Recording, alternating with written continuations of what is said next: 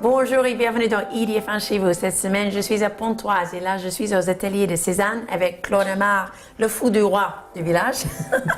Et elle va me présenter son ami. Ils ont une association ensemble. Qu'est-ce que c'est comme association? Absolument, oui. Alors, en fait, Menotti, qui est à côté de moi, a créé il y a quelques années, plusieurs années, en 1992. l'art chauve. L'art chauve. L'art chauve. Ça veut dire? Chauve, c'est quelqu'un qui n'a pas de cheveux. Hein. Ça, j'ai compris. Mais l'art chauve? Bon, il y a deux raisons. Oui. La première raison, c'est que cette association est née dans un petit village qui s'appelle Chauvry. Ah ben voilà. Mais la seconde raison, c'est que ça nous plaît bien, parce que c'est un peu irrespectueux vis-à-vis de l'art. Et ça, c'est un peu le but de notre association, qui avait comme devise « Pour un art nu, sans compromis ». Très bien. Voilà. Et voilà.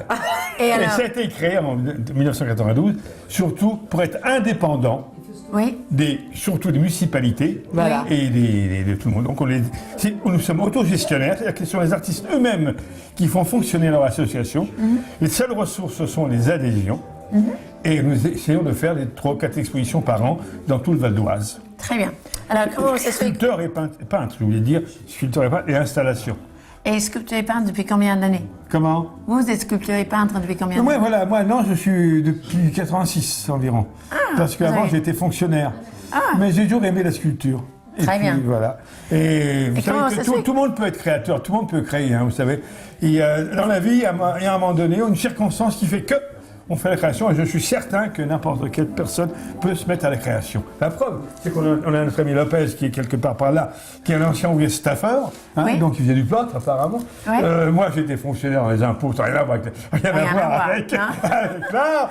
On a un ami qui est tapissier, qui s'occupe à rembourrer des fauteuils. Enfin, je veux dire, par là, on a un copain qui est maçon, et on est très proche de ce genre d'art, ce qu'on appelle un peu l'art brut en façon générale, quoi. Pas forcément l'art brut, mais un peu ce style. Menotti. On a aussi un grand prix de Rome qui s'appelle Michel Charpentier, qui a été professeur pendant 20 ans aux Beaux-Arts de Paris.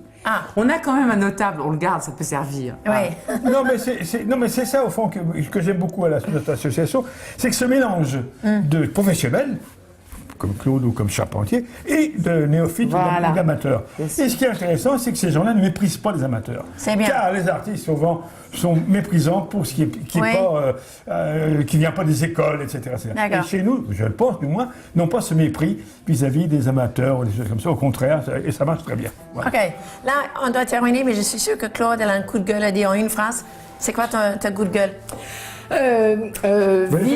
Vive l'art libre, vive la liberté, vive l'expression.